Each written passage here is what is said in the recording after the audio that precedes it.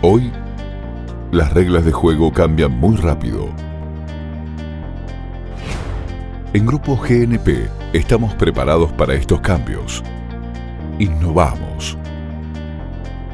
Grupo GNP, expertos en servicios integrales de impuestos. Desarrollamos estrategias fiscales para potenciar los resultados empresariales y cuidar los patrimonios individuales.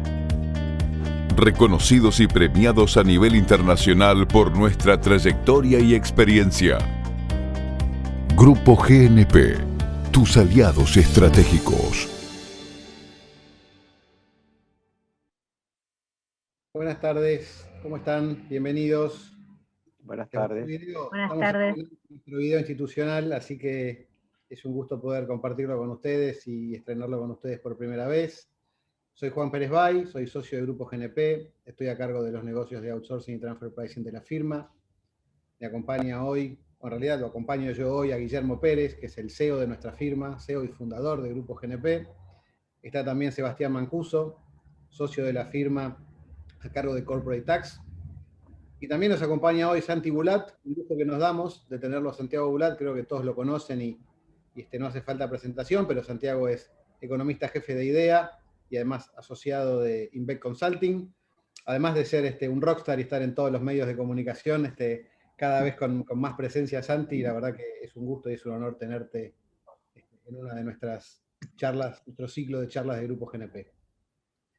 Bueno, hoy vamos a hablar de cómo cuidar nuestros patrimonios. Santiago Bulat nos va a contar primero dónde está el mundo, cómo está el nivel de actividad en Argentina, cuáles son aquellos sectores que están más complicados y cuáles están menos complicados.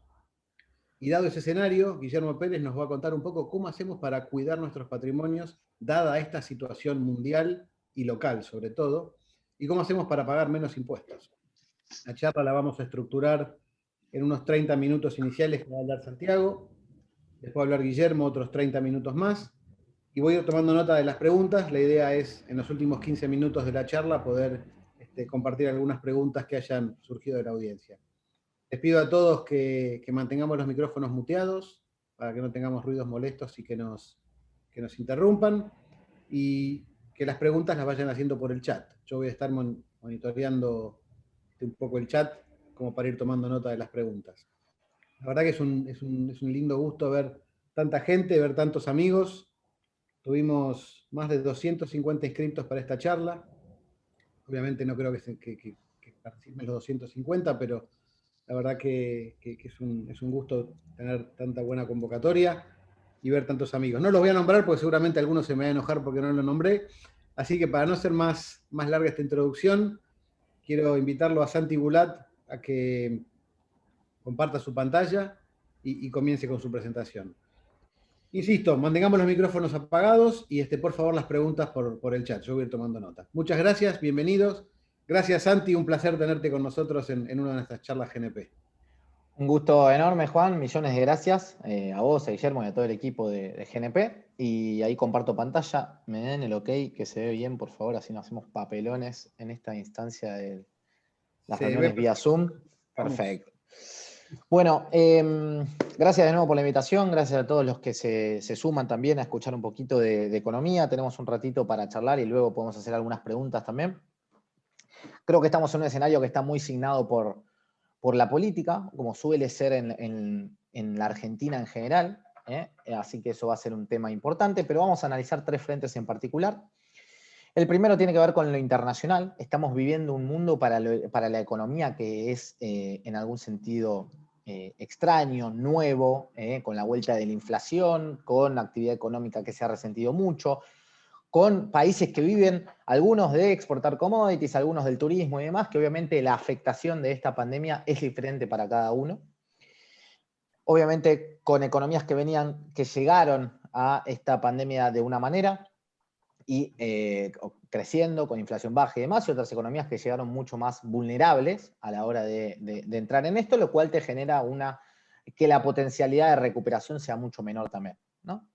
En segundo lugar, vamos a hablar de los desequilibrios fiscales y monetarios que estamos viendo en la economía local en particular.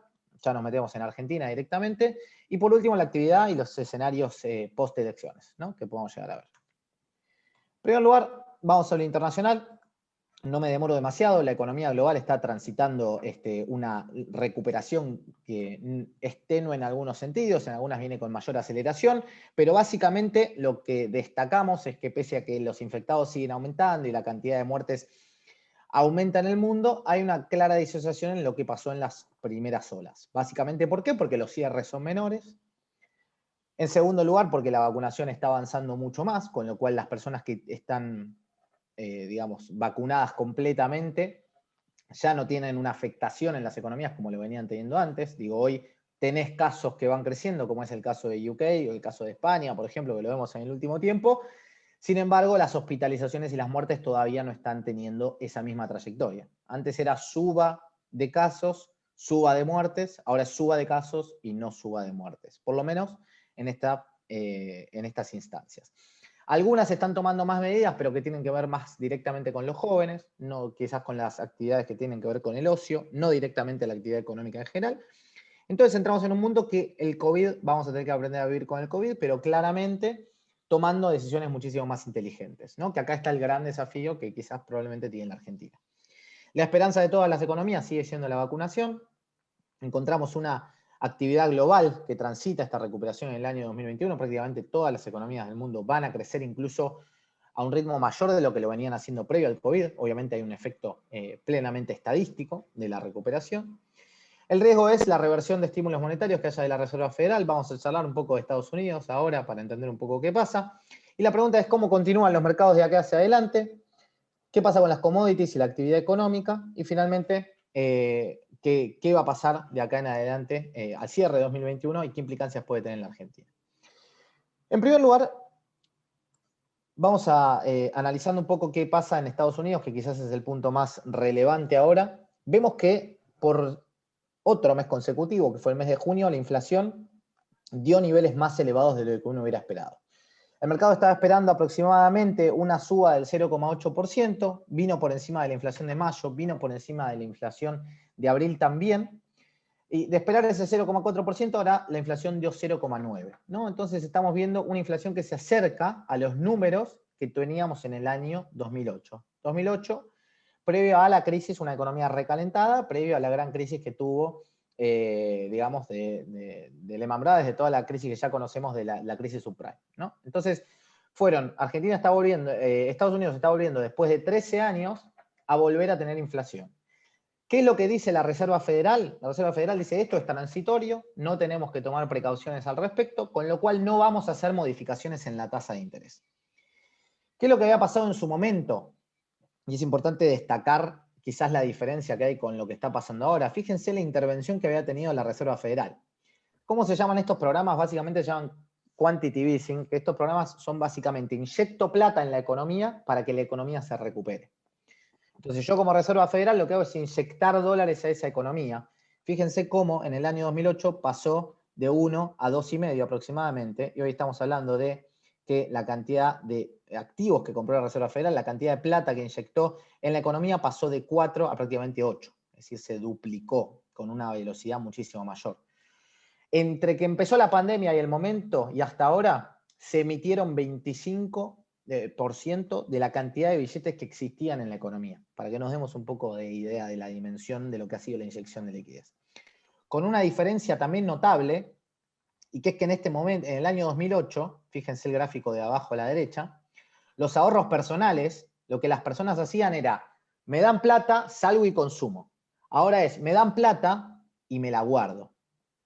Entonces, una recesión que fue muy fuerte, pero fue rápida en su recuperación, nos está indicando que la gente en general no tendió a gastársela toda como en otros momentos, sino a ahorrarla. Esto lo que te puede llegar a generar es que la presión sea más sostenida sobre la inflación cuando la gente salga a consumir. Entonces, esta transitoriedad de la cual habla la Reserva Federal está poniéndose en jaque en general en todos los analistas, ¿no? Y este es un punto clave para entender qué puede pasar con la tasa de interés. Hasta el momento no va a haber problemas con la tasa de interés, supuestamente no va a haber modificaciones al respecto y se sostendrá en estos niveles de 0 hasta el año 2023, donde se empieza a mover un poquito. Así que tendríamos, según la Fed, un año más de tasa de interés baja, lo cual significa más liquidez en el mundo, un dólar que no se tiende a apreciar, con lo cual commodities también más bajos, más altos, perdón, con lo cual estamos viendo estos niveles que se sostendrán también, favorable para la Argentina. Veamos un poco qué pasó con el maíz. Fíjense cómo también vamos a mirar qué pasó en el año 2008. Estamos en estos mismos niveles aproximadamente, los niveles que vivimos en aquel entonces. No llegamos al pico del año 2012, que fue quizás el más fuerte en términos de precios de commodities. Obviamente esto tiene que ver no solamente con la tasa de interés y el precio del dólar, sino también con la demanda que haya de ciertos países, como por ejemplo China. La soja pasa lo mismo, volvemos a los niveles que tuvimos en el año 2008, nunca llegamos al pico del año 2012 y ya nos acomodamos levemente por encima de 500. Con el oro pasó algo similar, fuimos a niveles de 2081, ahí sí, 2081 dólares la onza, y ahora se volvieron en niveles previos que están cerca de 1800. Con el petróleo que vuelve a tomar impulso y probablemente sostenga una demanda en adelante con una recuperación económica, bueno, se empieza a acomodar por encima de los 70 dólares después de haber tenido una caída importante el año pasado, que llegaron a cotizar negativo los futuros, ¿no? ¿Qué pasa en términos internacionales? La volatilidad volvió, en los mercados en general, la volatilidad volvió a los niveles previos, está un poquito por encima, pero la volatilidad de los mercados volvió a estabilizarse con un mercado, un S&P 500, es decir, los mercados de los Estados Unidos, fíjense cómo había tenido una caída muy fuerte a raíz de la pandemia, recupera todo, prácticamente para mediados, para agosto, septiembre del año pasado, y desde acá no para de crecer. En gran medida tiene que ver justamente con lo que venimos hablando antes, de que está habiendo una inyección de liquidez muy fuerte, que en algún momento se traslada a precios, entonces los rendimientos también tienen que ser mayores para que uno, en términos reales, esté viendo crecimiento. No es lo mismo si yo gano 3 y la inflación es 0 que si yo gano 3 y la inflación es 5. En ese caso estoy perdiendo en términos reales. Entonces, una inflación sostenida también está de alguna manera inflando los activos en términos nominales, ¿no? Que es lo que vemos ahí.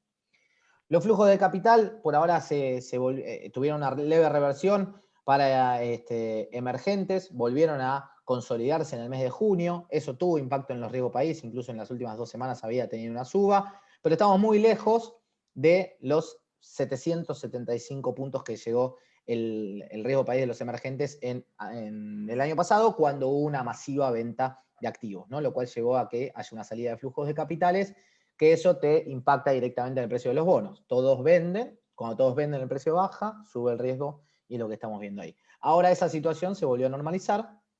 Hoy, si alguien de un mercado emergente, en particular latinoamericano, quiere salir a colocar deuda del exterior, lo puede hacer en torno a 3%, 4%, dependiendo de la economía. Argentina hoy, si quiere salir al mercado internacional, tiene que pagar cerca de 20%, entre 18 y 20%. Entonces Argentina sigue muy desacoplada de lo que está pasando en términos generales en el mundo, ¿no?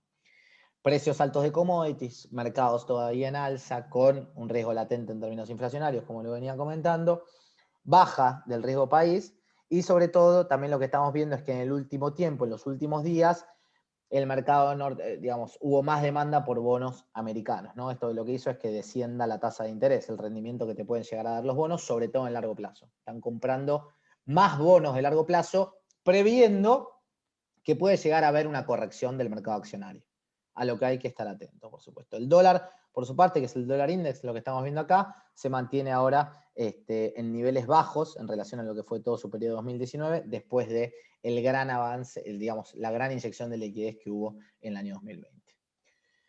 En términos de actividad económica, lo que se ve es que hay una aceleración de la recuperación en la zona euro, en Estados Unidos, en China, en el Reino Unido. No me voy a detener demasiado en esto. Obviamente lo más complicado, por eso traía el tema del turismo, es Japón, que sigue, por ejemplo, es un ejemplo Japón, pero todas las economías, digamos, que tienen una gran afluencia de turistas, bueno, ahora se ve claramente impactada por esto, digamos. Los sectores de esta crisis, que fue una crisis homogénea para todas las economías, salen de alguna manera con mucha heterogeneidad, ¿no? Hacia adelante. Y eso es importante destacarlo. Vamos ahora a los desequilibrios fiscales y nos plantamos un poco en Argentina, que entiendo que es lo que más importa y de lo cual aprenderemos después de Guillermo en temas impositivos. Las cuentas fiscales vienen mejor de lo que se había esperado, todavía nos faltan ver los últimos datos, pero probablemente haya una aceleración en el segundo semestre de los gastos, ¿no? Obviamente estamos en año electoral, en Argentina siempre eso es determinante, y probablemente haya, ante una actividad económica que se empezó a resentir un poco más, alguna inyección de plata más por parte del gobierno, ¿no? Estamos viendo una soja que por arriba de los $500 le permitió al gobierno acumular muchas reservas, lo cual es favorable. Probablemente en un escenario de commodity cerca de 300, como estuvimos viendo durante todo el gobierno de Cambiemos, este gobierno hubiera tenido que devaluar previamente. Bueno, afortunadamente no pudo conseguir, digamos, mucha liquidación. El campo liquidó como nunca antes en la historia. 10.000 millones de dólares más de lo que había esperado el gobierno pudieron recaudar, es decir, comprar en el mercado de cambios, lo cual termina siendo muy favorable por el lado fiscal y muy favorable también para que el Banco Central compre dólares y mejore su balance, ¿no? El riesgo país sigue por encima de los 1.500 puntos, todavía mucha desconfianza, esto es lo que les digo, 1.500 más una tasa de riesgo que tenga por encima, esto ya te da cerca de 17-18%, que es salir a buscar plata al exterior, con lo cual Argentina sigue fuera de esa posibilidad, tiene que arreglar organismos multilaterales con el mercado interno o salir a emitirlo, no hay mucha más vuelta. Y después las claves son la brecha, la inflación y el rollover de la deuda, ¿no? ¿Cómo vamos a continuar acá en adelante en este plano? ¿Cómo se define el año electoral y qué puede pasar en términos de dólar, inflación y tasas? Y obviamente con el Fondo Monetario Internacional, ¿no? En primer lugar, cuando vemos, fíjense cómo se vienen moviendo en el último tiempo los ingresos del gobierno, entendiendo bien cómo está gastando en este año. Básicamente lo que vemos es que en el año 2020 los ingresos cayeron mucho, en abril y mayo, todo esto está en precios constantes, por supuesto. Abril y mayo, muy complicados los ingresos, recuperan parte en el segundo semestre, pero quedan por debajo de 2019. La trayectoria de 2019 es muy similar a la que estamos viendo en el año 2021. Incluso 2021 viene un poco mejor en términos de recaudación que en el año 2019 y probablemente continúe esta trayectoria. ¿Qué pasa en el lado de los gastos? Que es la otra contracara. Vos recaudás, pero por el otro lado gastás. En el año 2020 los gastos, mirá cómo fueron para arriba. Entonces tenías una economía que le ingresaba poca plata, recaudaba poco y gastaba mucho. Obviamente eso te da la ecuación de acá al lado, déficit cada vez más abultado.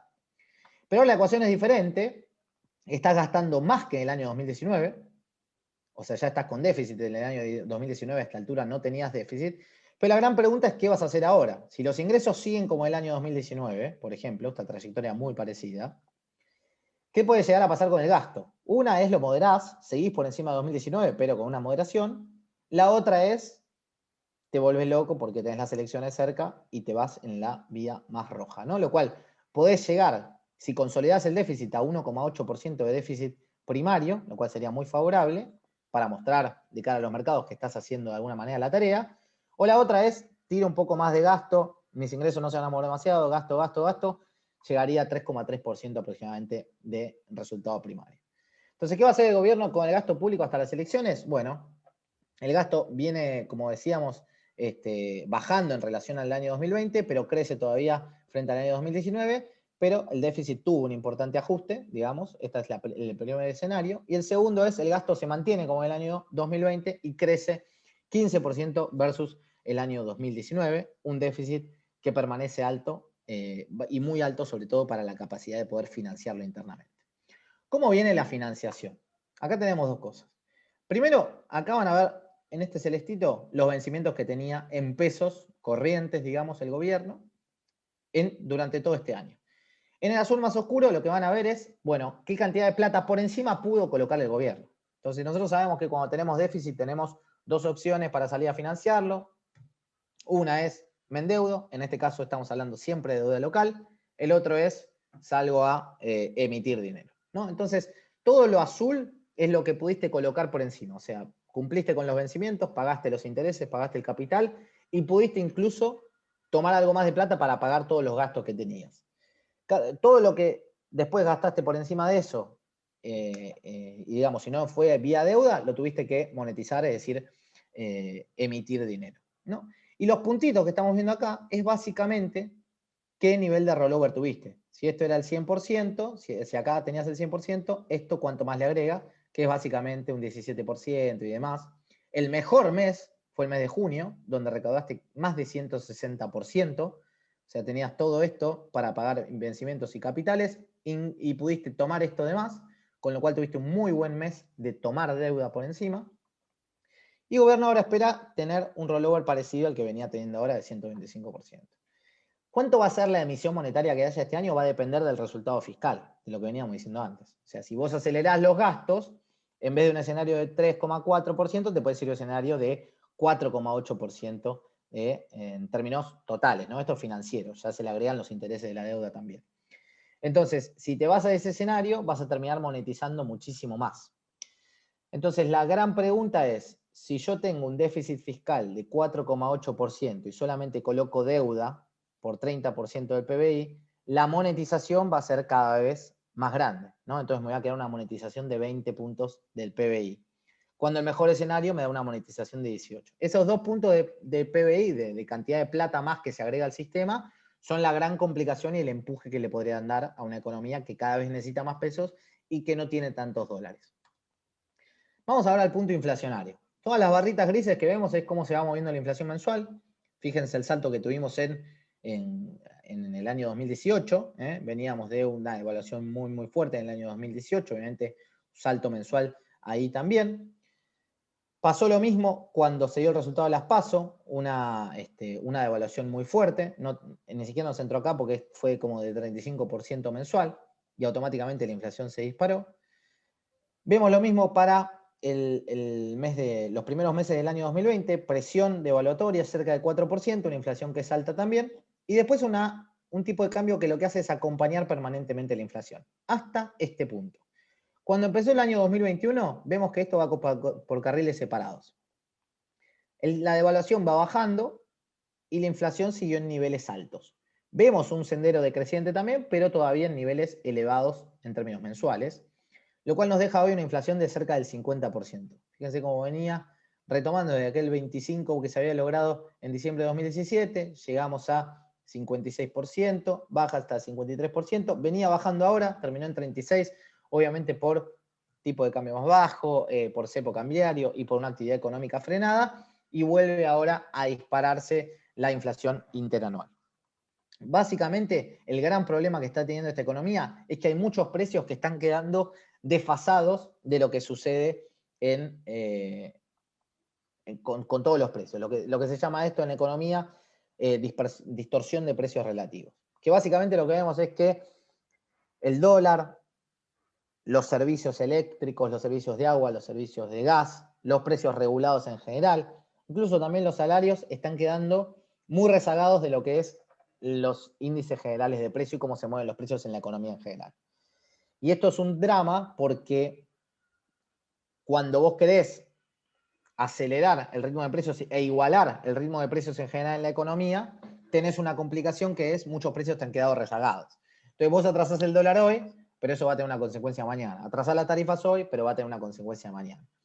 Y ese es el principal juego que está teniendo el gobierno este año, sabiendo que hay elecciones y obviamente no quiere acelerar todos los precios de la economía. Las tasas de interés son otro punto clave. La tasa de los plazos fijos hoy mirado frente a la inflación viene perdiendo, está por cumplir 11 meses. Si el dato de inflación de mañana es superior al 2,7%, que es muy probable que así sea, cumpliría 11 meses en los cuales los plazos fijos pierden contra la inflación.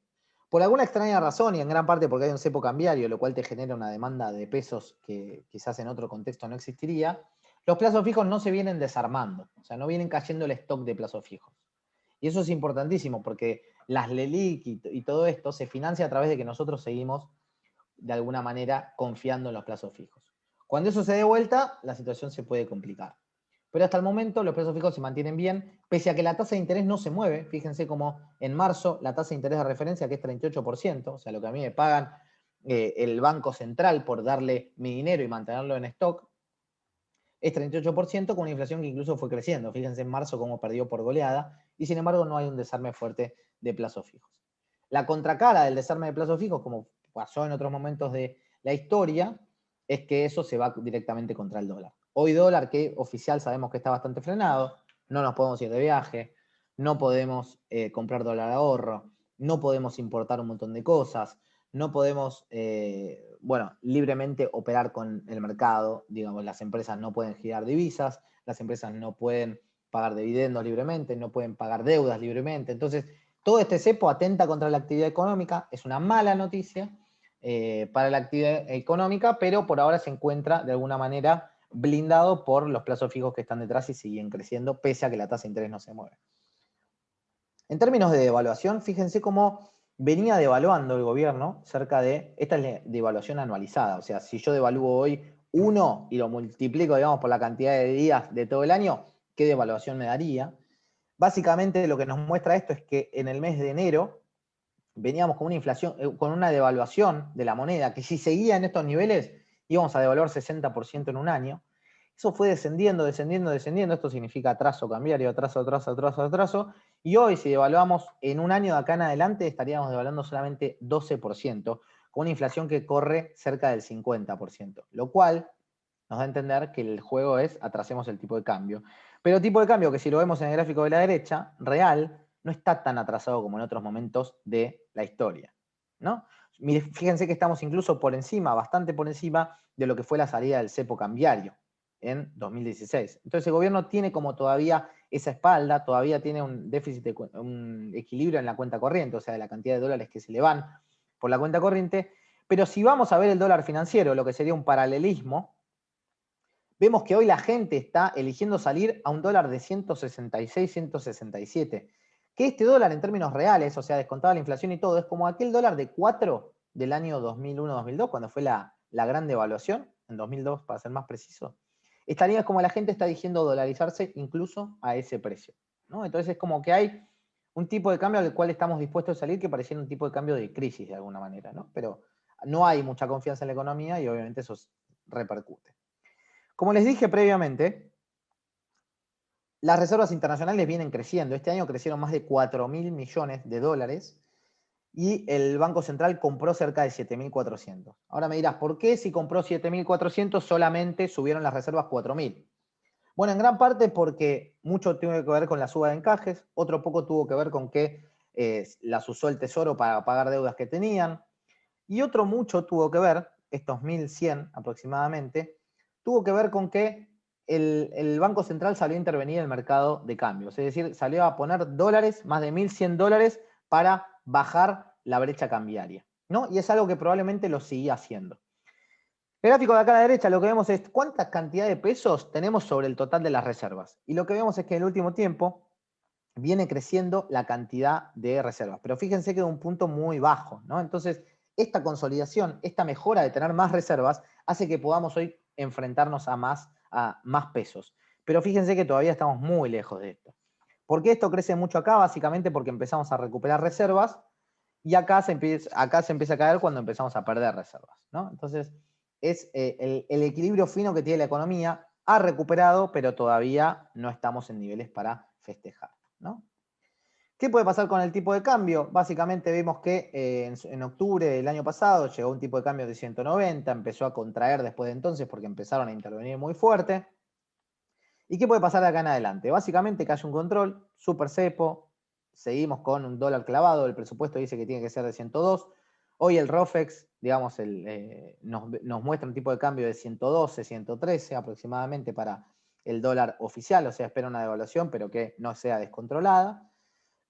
Obviamente en un mercado que estamos hablando de oficial, intervenido y toda la historia, pero que no necesitaría una devaluación mayor. La otra es que haya una devaluación mayor del oficial, eso puede generar presiones, nuevamente, sobre la inflación. Siempre que se mueve el dólar oficial es el mayor impacto sobre la economía. Todavía no estamos en una economía que ajuste todo por los precios de la brecha, pero estamos en una brecha que cada vez presiona un poquito más y está cada vez más cerca del 70%. ¿Qué creemos nosotros? Que de acá en adelante va a seguir con un tipo de cambio planchado, esto le va a servir, pero este año hay vencimientos de deuda, que lo vamos a ver en un ratito, que básicamente nos obligan a llegar a un determinado acuerdo. Argentina tiene que pagar este año más de 4.000 millones de dólares en lo que queda del año, más de eso, y tiene reservas por 6.000 millones de dólares. O sea, ¿puede contener esto interviniendo y interviniendo en el mercado y además pagándole a los acreedores? Probablemente pueda, pero después de diciembre no le queda más nafta. Entonces, diciembre es un punto clave para decir, entre enero y marzo Argentina tiene que tomar decisiones de qué va a hacer. ¿Pateo el tablero con el fondo y vivo con lo nuestro? ¿O arreglo con el fondo una estrategia hacia adelante que me permita refinanciar los pasivos? Porque en marzo caen los compromisos más complicados. Así que en un rato lo vamos a ver. Vamos a la segunda parte que tiene que ver con la actividad económica. y entender un poco también qué está sucediendo en este plano. Básicamente lo que vemos acá es que la actividad está transitando una recuperación técnica, pero que se empezó a mancar en el último tiempo. Lo que vemos es que los últimos resultados de la economía, sobre todo en instituciones privadas, muestran que abril y mayo ya se estancó la actividad. Con lo cual es un mundo que viene jugando a favor en un montón de cosas, de tasas de interés bajas, de precios de commodities altos, pero una economía que se empieza a estancar por muchas cosas internas, ¿no? Hay que seguir de cerca el COVID, qué pasa con esta variable delta, cómo sigue la vacunación, la provisión de vacunas y la implementación de vacunas, sobre todo pensando en las segundas dosis, qué pasa con el dólar y la inflación y el frente monetario, ¿no? Y financiero. Con lo cual, antes de empezar, les digo una cosita, de dónde venimos, y esto por eso me parece que es importante destacarlo. Las economías latinoamericanas venían creciendo desde el año 2011 hasta la fecha en un ritmo del 3% anual, aproximadamente. Nuestra economía, lo que ven en la línea gris, es que se viene estancando permanentemente, ¿no? Está estancada desde el año 2011. Desde el año 2017 tuvo su gran pico y desde ahí todo fue caída. Entonces, hoy, si logramos crecer a un ritmo de 6-7% solamente por un arrastre estadístico, la economía argentina seguiría 7,5% por debajo de lo que fue el año 2017, último año de realmente el crecimiento de la economía argentina. Y si lo vemos en términos de PBI per cápita, estamos 20% por debajo, terminamos este año, 20% por debajo de lo que fue el año 2011. Entonces, en gran parte cuando se hablan de temas políticos y demás, si no tenemos esto en cuenta del empobrecimiento permanente que estamos teniendo como país, digamos, va a ser difícil sacar demasiado análisis, ¿no? Pero a la economía argentina, con una recuperación del 6-7%, todavía estamos muy por debajo de aquel pico del año 2017, y ni recuperaríamos lo que fue previo a la pandemia, ¿no? Entonces queda mucho camino por recorrer, y el cepo cambiario es algo bien coyuntural, pero que hay que tratar de sortear para hacer una economía dinámica y que pueda crecer, ¿no? En términos de sectores, como les digo, fíjense acá tenemos 2019, 2020 y 2021. 2021 obviamente es el que está cortado, es el que no sigue, porque obviamente no sabemos cómo sigue.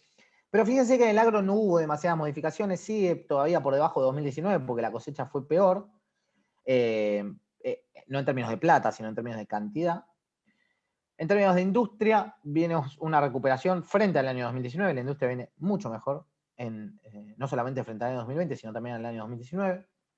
En términos de comercio, el 2021 también está dando grandes vistas de recuperación. Esto es sorprendente, sobre todo por lo que pasa con los shoppings, pero así lo dice el INDEC.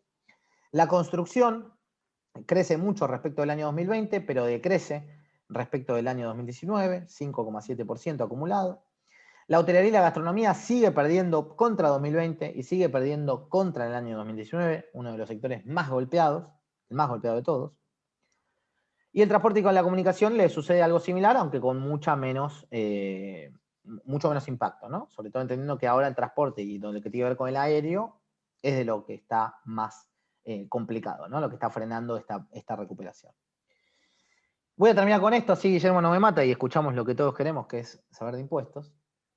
Este es el perfil de vencimientos que tiene la Argentina de aquí en adelante.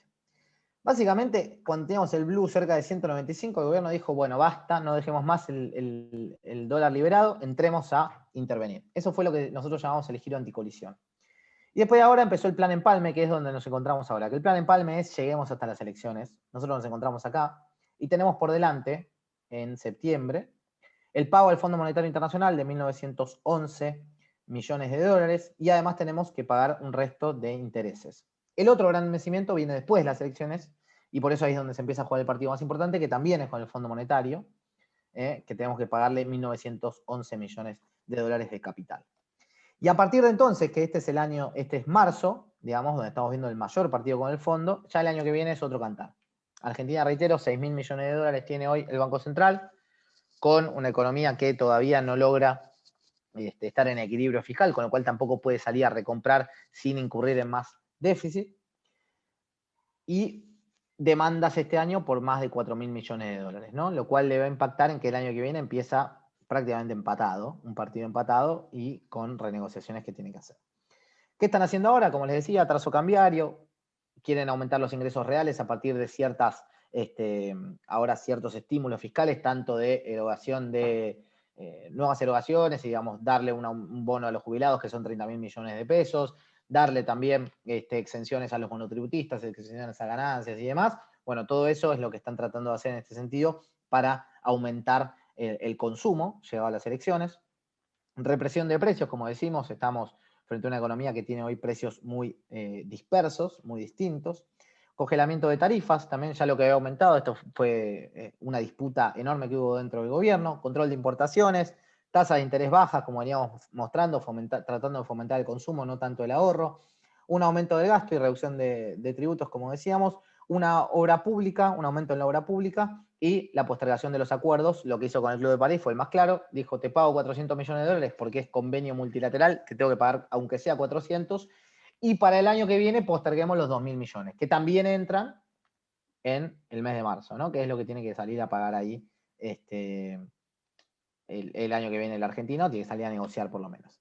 Entonces, sigamos con o sin turbulencias hasta noviembre, eso va a depender mucho de si hay un acuerdo o no con el Fondo Monetario Internacional y qué pasa con el resultado electoral, ¿no? Entonces, el escenario más negativo es que haya una radicalización frente a una buena elección, digamos que tenga el oficialismo y diga, bueno, radicalicemos un modelo más cerrado, una economía más cerrada, que no acuerde con el fondo y que nos lleve a un escenario mucho más disruptivo, donde haya una salida plena de flujo de capitales. Hoy esa cantidad de flujos que quedan internamente son cerca de 5.000 millones de dólares, así que tendríamos una presión por ahí en ese sentido de aumento del tipo de cambio a partir de que muchos se quieran ir de Argentina, algo que ya venía sucediendo. O lo otro es que haya un resultado electoral favorable y que traten de encauzarlo de todas maneras como una decisión racional, tratar de negociar con organismos internacionales, llegar con un tipo de cambio que empiece a recuperarse a partir de o sea, que las presiones bajen en realidad frente al tipo de cambio, pero vamos hacia una economía que de todas maneras va a tener muchas trabas el año próximo en términos de tipo cambiario, por más que haya un acuerdo con el Fondo Monetario Internacional. Lo que sí empiezan a plantear como posibilidad, en caso de que todo salga bien y demás, es que sigan las restricciones, sobre todo para el dólar de ahorro, pero que las restricciones se empiecen a mover un poco para las empresas, ¿no? Que es lo necesario para poder pagar dividendos, para poder pagar deudas y demás, porque recordemos que el Estado argentino hizo una renegociación de deuda, pero obligó a su vez a que los privados salgan a reestructurar también sus deudas, lo cual es algo completamente negativo. Perdón, Guillermo, si te robé mucho tiempo, pero hasta acá llego. Muchas gracias. No, estuvo fantástico, un abrazo y muchas gracias. La verdad que te agradecemos mucho el acompañamiento, muy claro todo y muy útil. Vi algunas preguntas muy interesantes. No sé, Juan, si querés hacerlas ahora o lo dejamos para el final, como habíamos hablado. Trato de... Gracias, Santi, por hacérmela fácil y cortar en tiempo. Yo diría que vayamos directamente a tu charla y después dejamos todas las preguntas para el final, así aprovechamos bien el tiempo de ambos. ¿Te parece? Dale. Perfecto. Gracias, Santi, de nuevo. Por favor. Comparto pantalla entonces, ¿sí?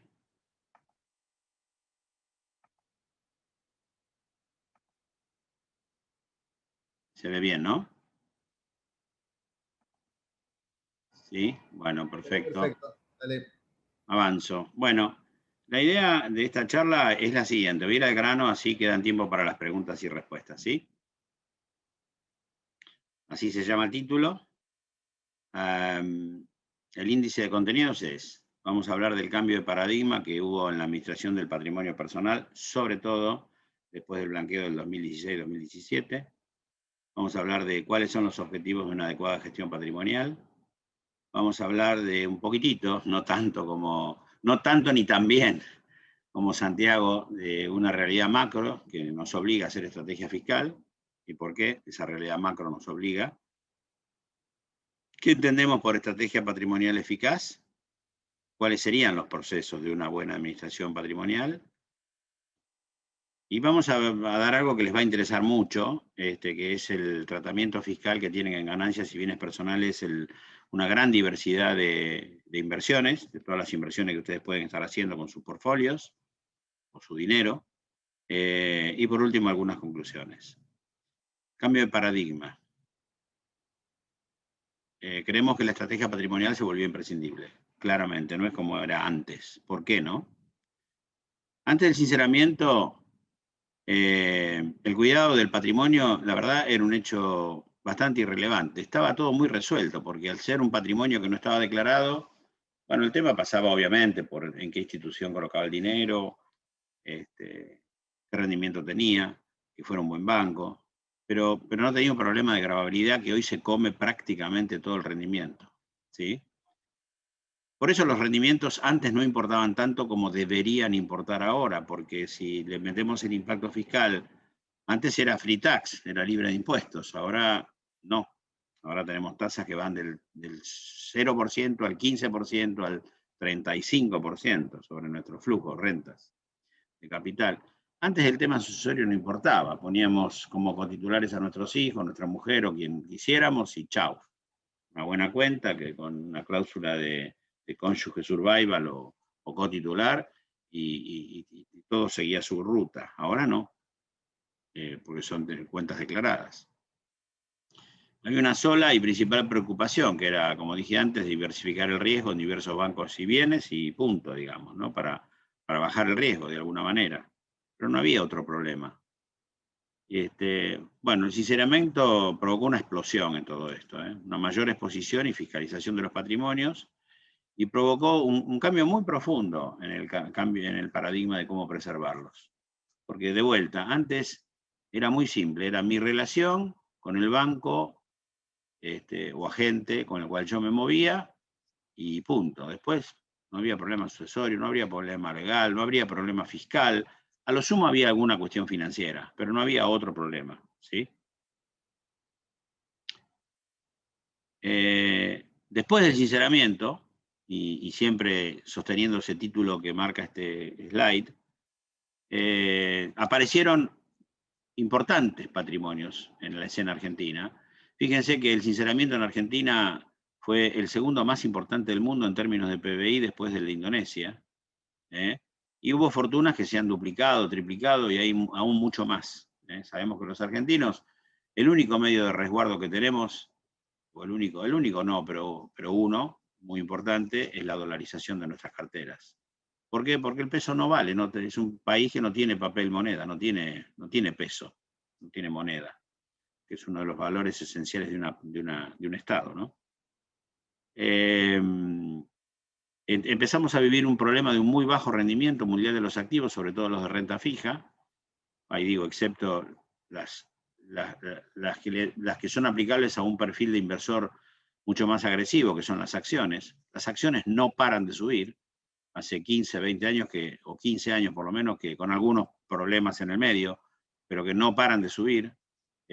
Tuvimos el bajón de marzo del 2020, bajones anteriores, 2008, 2011, pero no paran de subir, con lo cual la pregunta es, si yo tuviera que entrar ahora, ¿entro ahora? ¿Cuándo hace la corrección de los mercados para abajo?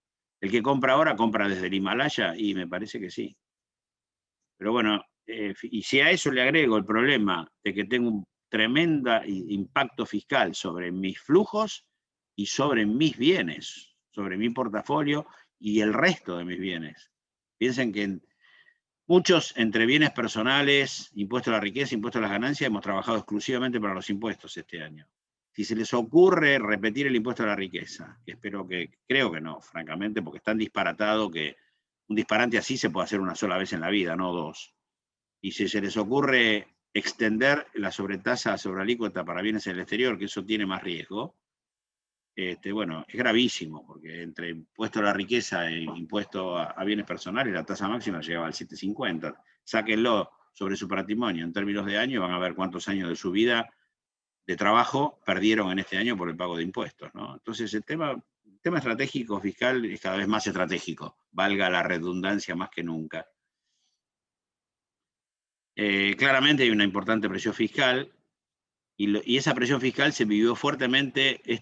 Fue algo premonitorio de esto, porque esta charla es un ayornamiento de alguna charla de años anteriores, y claramente en el año 2020 y 2021 sufrimos tremendamente una presión no solamente sobre el ingreso. Ahora para el año que viene va a venir una presión muy grande sobre el ingreso, ¿no? Porque están llevando las tasas de las sociedades casi al 40%, por más que el Estado argentino diga de que, impuesto a las ganancias me refiero, 25 más 5 más de dividendos, sobre dividendos. Pero bueno, ya nos pegaron durísimo sobre los bienes nuestros, ¿no? Y también tenemos que estar muy atentos al tema de la transmisión a terceros. Se habló del impuesto a la herencia, ahora no se habla más. Ojalá que no se hable más, porque es una locura. Ya el impuesto a la herencia lo pagamos a través de 40, 50 años de pagar primero el impuesto a la transmisión gratuita, después impuesto al patrimonio neto, que el activo me dejaba deducir las deudas, luego el famoso impuesto a los bienes personales, donde aunque esté completamente endeudado al 100%, tengo que pagar tasas altísimas, no comparables en el mundo prácticamente, sobre mis activos, sean míos o estén endeudados al 100%. Una locura absoluta y total. Y bueno, claro, también tenemos, después del blanqueo, una mayor exposición patrimonial y hereditaria a demandas del grupo familiar y a reclamos de terceros, ¿no? Si hubo algún despistado que siguió manteniendo la cotitularidad de determinadas personas en sus cuentas, esa persona está expuesto a un juicio de divorcio de los hijos, con una tasa de divorcio hoy del 50%, está expuesto a que un hijo se ponga una empresa de alto riesgo y que le vengan cantidad de juicios laborales, y como él es cotitular de la cuenta, si lo llegan a identificar, esa cuenta cae en la volteada. Con lo cual, esto ha replanteado, dentro de esto que yo llamo estrategia patrimonial, todo un replanteo no solo financiero, sino fiscal, porque antes no estaba grabado y ahora está muy grabado, tanto por impuesto a los activos como por la renta, el flujo, y también cuidar el patrimonio de cuestiones familiares, que antes era más fácil, la cuenta no estaba declarada, no lo sabía prácticamente nadie, ahora está declarada. Si bien hay secreto fiscal, etcétera, pero bueno, empieza a haber filtros de información. ¿Cuáles son los objetivos de una adecuada gestión patrimonial? La legal, y es preservar el patrimonio, es asegurar la transmisión a los herederos, y es resolver potenciales conflictos familiares, ¿no? Porque puede haber demandas y necesidades del grupo familiar que a lo mejor no están alineados con la visión que tiene el generador del patrimonio en términos de me retiro y este patrimonio me tiene que durar por 3, 5, 10 o 20 años. Hoy no se sabe. Antes la expectativa de vida hace 100 años era 40 años, 45 años. Sí, era así en la ciudad de Buenos Aires. Hoy está entre 75 y 80 y creciendo vertiginosamente en los últimos años. Así que basta con ver, digamos, el tema de vacunación para ver cuánta cantidad de gente tenemos de más de 90 y más de 80. Así que a veces hay problemas ahí. En lo fiscal, el objetivo es minimizar el impacto fiscal y el riesgo fiscal, obviamente. En lo financiero es optimizar la renta, como siempre, y como era antes del blanqueo. Y por lo tanto, el desarrollar una estrategia patrimonial integral es algo multidisciplinario que exige tener una mirada sobre lo financiero, sobre lo fiscal y sobre lo legal. En lo legal, en lo personal, en lo familiar y en lo sucesorio, ¿sí? Hay una realidad macroeconómica que nos demuestra terriblemente que se requiere la estrategia fiscal para proteger nuestros patrimonios. Fíjense, muy poquitos datos económicos, pero muy contundentes. Se duplicó el tamaño del Estado Nacional, provincial y municipal respecto de lo que creció el PBI en los últimos 20 años, sin cambio de tendencia futura. Ya antes Santiago nos estuvo diciendo que el país no había crecido en la última década, etc. Entre 2002 y 2015, el Estado se más que duplicó, por 2.5. En la época de Macri simplemente se lo mantuvo igual, apenas se bajó de un 46% del PBI a un 42%, nada más, y chau, perdió las elecciones. Cuando en realidad antes el gasto público era un 22% del PBI. Y en todos esos años, en los últimos 20 años, el gasto creció 100 veces a valores nominales, el PBI creció 60. Con lo cual la recaudación tributaria, que creció más o menos 100 veces, más o menos igual que el gasto, un poquito menos por el déficit, lo hizo a expensas de una misma riqueza, porque la riqueza creció la mitad, con lo cual la presión tributaria se duplicó. Bueno, acá lo digo, la presión tributaria de Argentina es una de las más altas de la región, según CEPAL y estadística de la OCDE.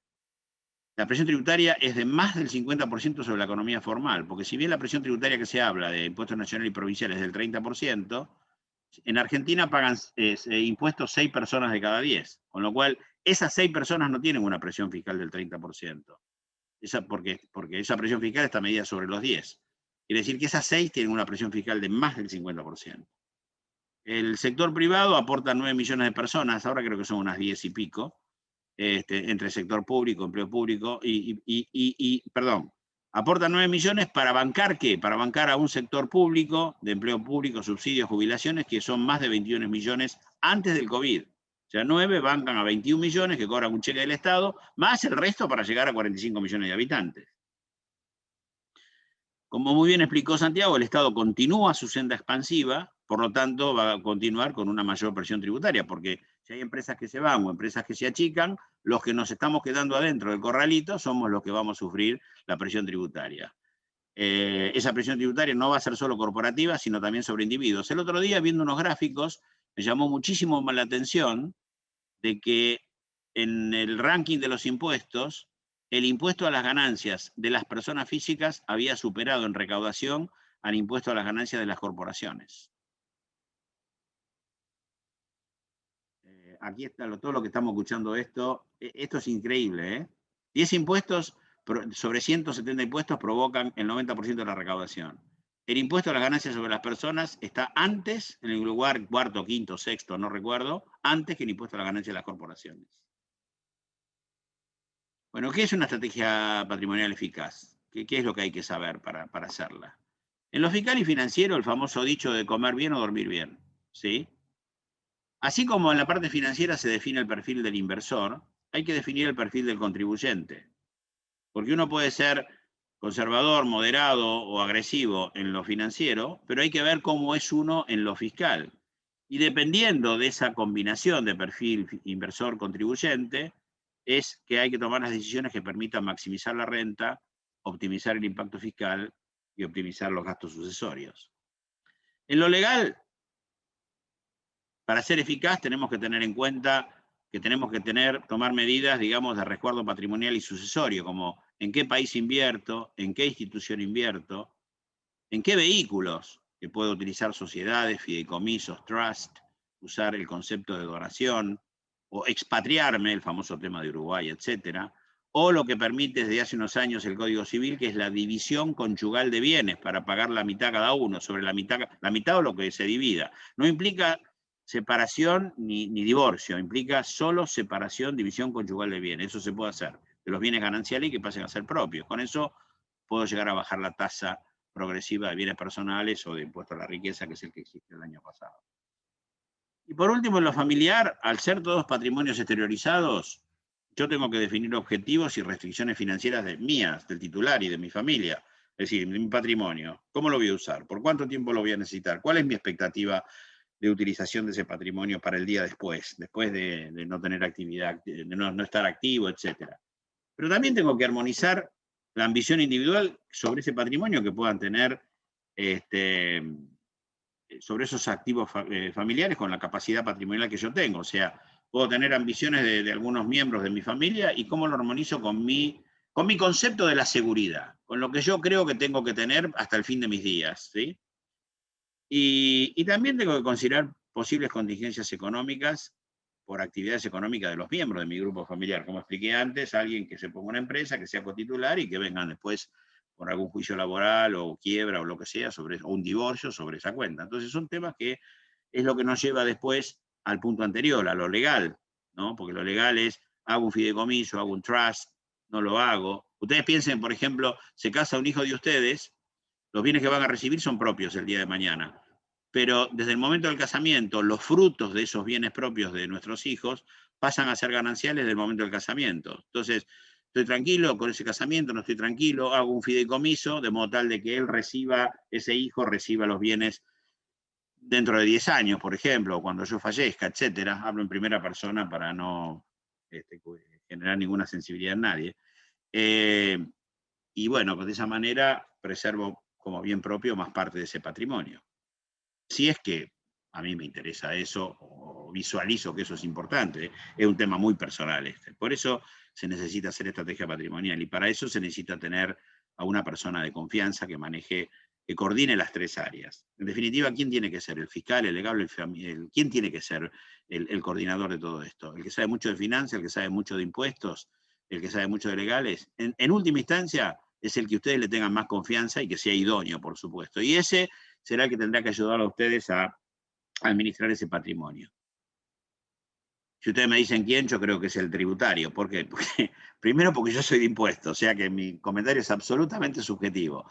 ¿Qué tiene de objetividad? Que los de impuestos generalmente somos contadores y sabemos mucho de la parte legal, porque tenemos muchas materias de legal, además los de impuestos todo el día estamos haciendo temas de legal.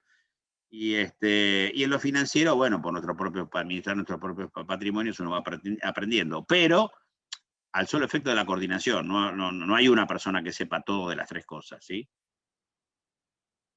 El proceso de una buena gestión patrimonial es apoyarse en un equipo asesor multidisciplinario que prevea, como dije, un coordinador para las tres áreas, es el de confianza de ustedes, no es otro. Establecer una política de inversión, que es el paso 2. Ahí entra de vuelta lo que dije antes: país, institución, vehículos, instrumentos societarios.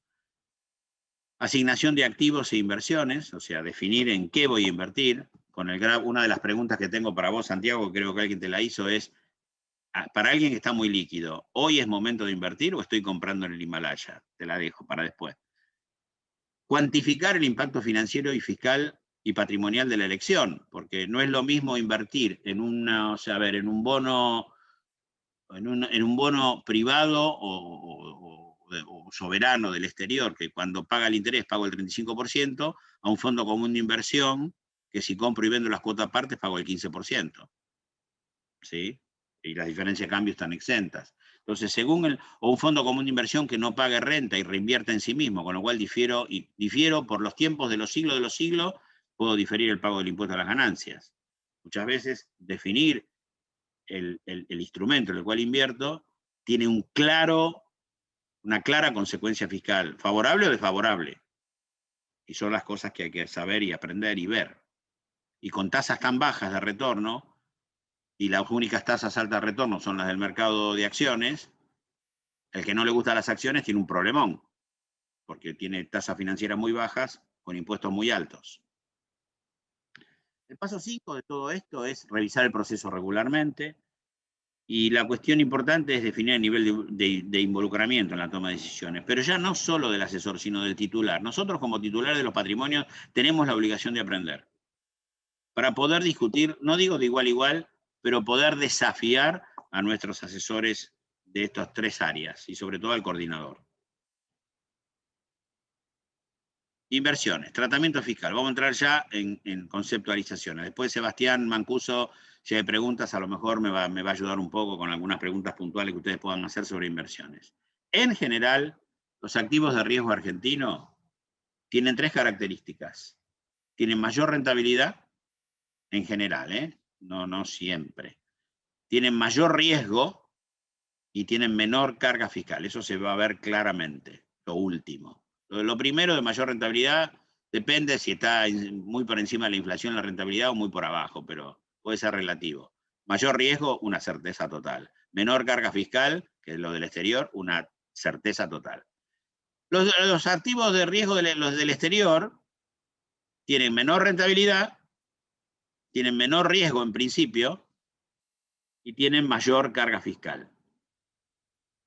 Vamos a ver por qué. Miren con detenimiento esta tabla. No se asusten, es fácil de leer. Vamos a ver el tratamiento impositivo en el impuesto a las ganancias, que es la columna del medio, y en bienes personales, que es la columna de la derecha. Y a la izquierda tenemos cada uno de los tipos de instrumentos en los cuales ustedes suelen invertir. Van a ver que a nivel de bienes personales, si me pongo primero en bienes personales en la columna de la derecha, lo único que está exento es los bonos soberanos, los bonos del Tesoro, que hoy estamos todos lastimados y nadie quiere saber nada de los bonos del Tesoro argentino, y las cuentas bancarias, los plazos fijos. Es lo único que está exento de bienes personales. Todo lo demás, tanto obligaciones negociables como acciones de sociedades, como lo que les voy a mostrar en el slide siguiente, están grabados. ¿Qué pasa en el impuesto a las ganancias? En el impuesto a las ganancias, en el año 2021 y 2020, hubo una clara mejora en cuanto a la no gravabilidad de una serie de activos. Los bonos soberanos dejaron de estar grabados en el 2020 y en el 2021. En el 2020 por una interpretación. Las obligaciones negociables con oferta pública dejaron de estar grabadas en el impuesto a las ganancias. Las acciones que se compran en la bolsa argentina dejaron de estar, no están grabadas, nunca lo estuvieron. Y el plazo fijo, los intereses de plazo fijo tampoco. ¿Qué está grabado de acá? Las obligaciones negociables sin oferta pública, que van a escala del 35%, pero que si antes de esperar a cobrar el cupón hago una compra-venta de esa obligación negociable, pago solo el 15%. Ojo con eso. Por eso a veces conviene vender esa obligación negociable antes para pagar el 15% sobre la ganancia y no el 35% sobre la renta. Y luego también están grabadas al 15% las ganancias del resultado de la compra-venta de acciones que no coticen en bolsa. Los dividendos, en realidad, no están grabados, sino que lo están a través de una retención que es del 7% y que iba a subir al 13% y que ahora va a quedar en el 7%. O sea, los dividendos locales van a tener una retención del 7%, mientras que las utilidades que den los CDR, que son los títulos que agrupan acciones extranjeras, pero que cotizan en la bolsa argentina, ese rendimiento va a tener una retención del 35%. Si seguimos, a ver, esperen que me posiciono bien para poder seguir. Seguimos con el tratamiento fiscal de inversiones de riesgo argentino. Van a ver que los inmuebles, que se considera renta financiera, bueno, todo lo que está acá, que son inmuebles, fondos comunes de inversión y fideicomisos, van a ver que todo paga bienes personales. Con lo cual, si me voy a la página anterior, lo único que no paga bienes personales son los bonos del tesoro y los plazos fijos. ¿Sí? Y las cajas de ahorro, perdón, no lo mencioné. Pero todo lo demás, todo paga bienes personales. ¿Qué es todo lo demás? Todo lo demás es obligaciones negociables, acciones de sociedades. Bueno, acciones de sociedades no pagan porque se paga a través de la figura de responsable sustituto. Por eso ahí dice 0,5. Paga la cuenta corriente, paga los inmuebles, paga la tenencia de moneda extranjera, los dólares que tengan caja de seguridad, pagan los fondos comunes de inversión. Los fondos comunes de inversión cerrados pagan a través de la figura responsable sustituto, pagan menos, y los fideicomisos pagan bienes personales. ¿Qué pasa en ganancias?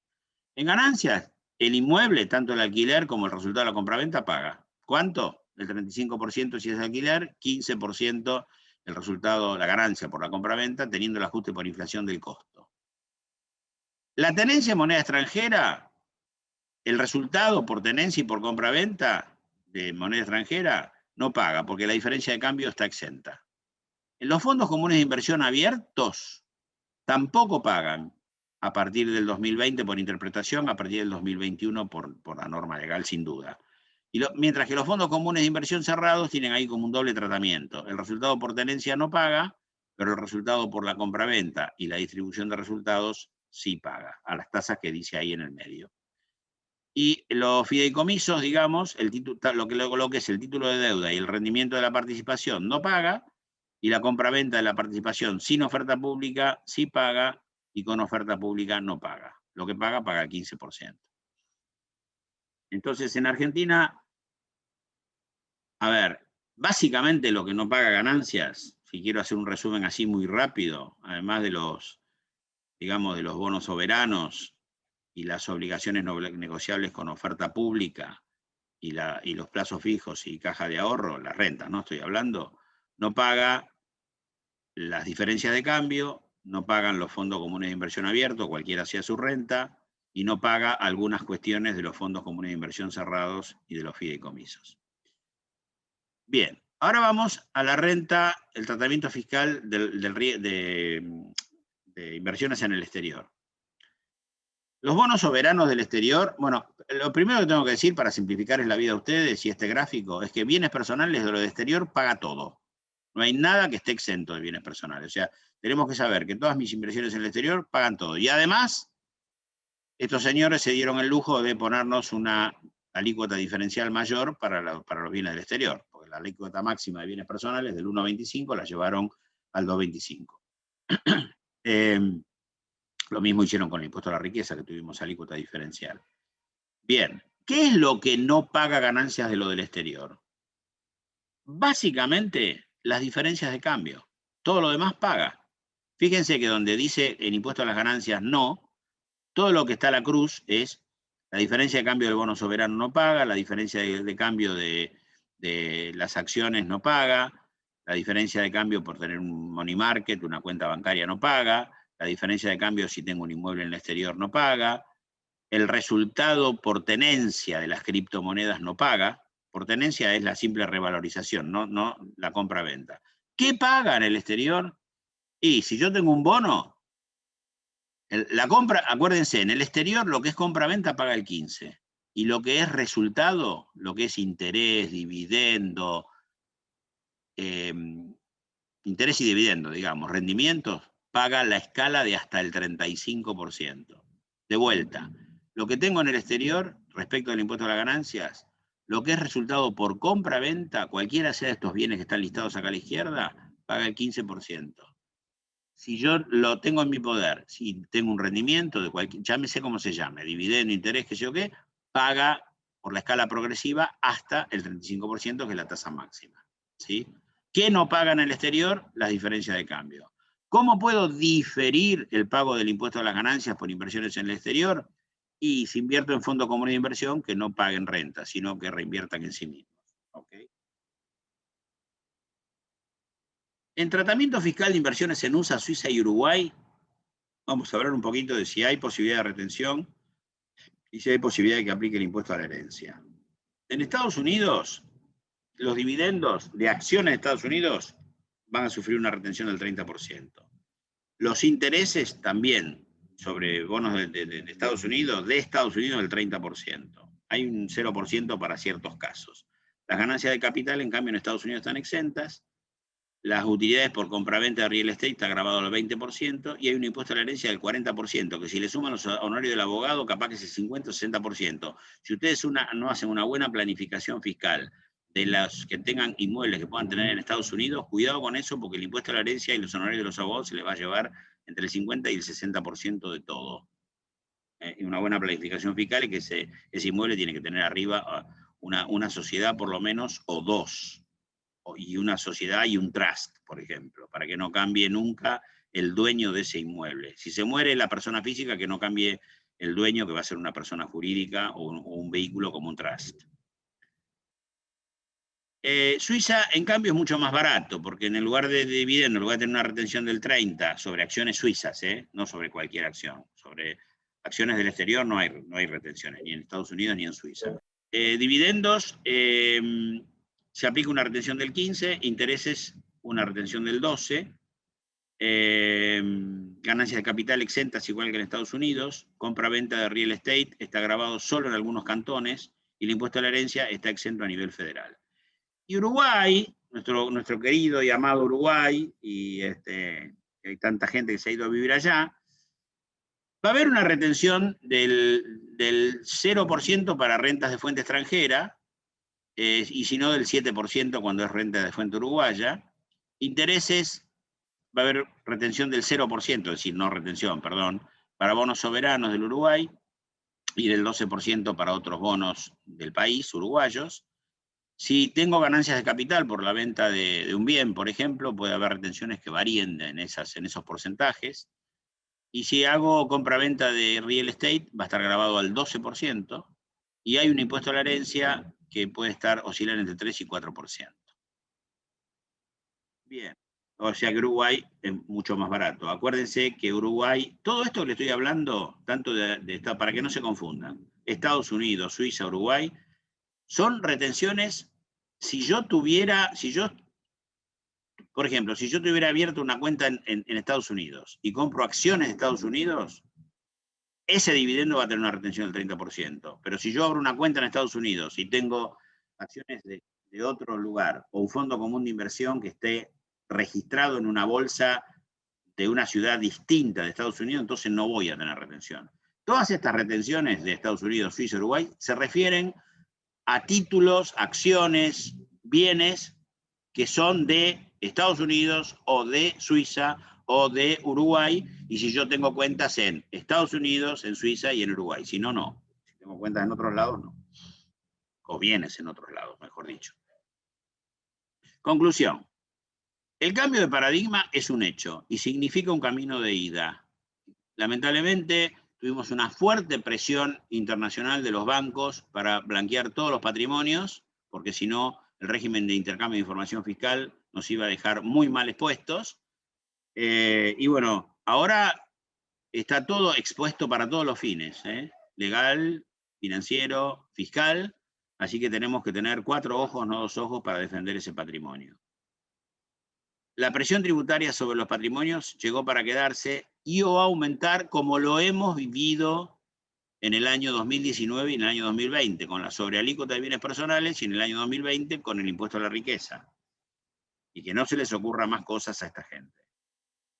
La planificación y administración del patrimonio familiar debe ser, como dije, multidisciplinario. Los 3 factores, el fiscal, antes era solo el financiero, ahora hay que agregar el fiscal y el sucesorio. Y hay que empezar a involucrarse, aunque no nos gusten los impuestos, hay que empezar a involucrarse. Hay que preguntar más y hay que saber más. Y por lo menos preocuparse y preguntar, por lo menos, ¿sí?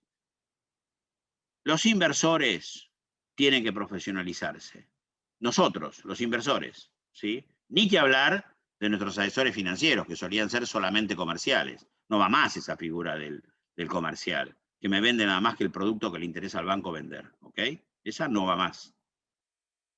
Por eso les hablo de un equipo multidisciplinario que los ayude, con uno que coordine. La planificación personal y familiar es un aspecto esencial a considerar de aquí en más. Si se quiere mantener, como hasta ahora, un patrimonio protegido, porque hasta el 2016 lo teníamos protegido, ahora estamos absolutamente expuestos.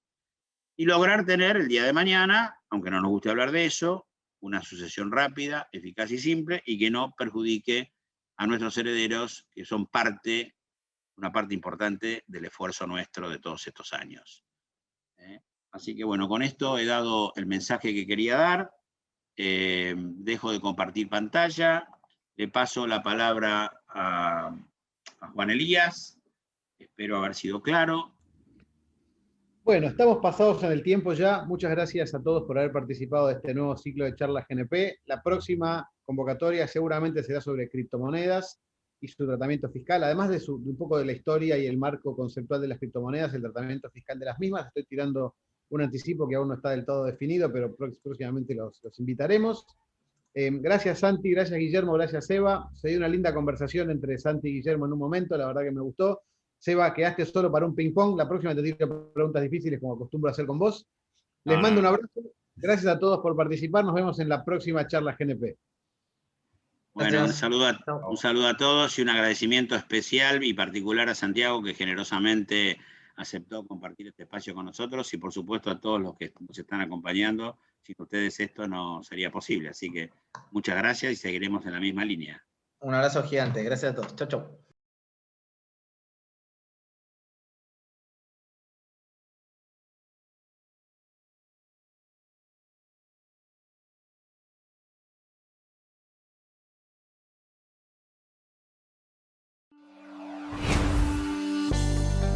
Hoy, las reglas de juego cambian muy rápido. En Grupo GNP estamos preparados para estos cambios. Innovamos.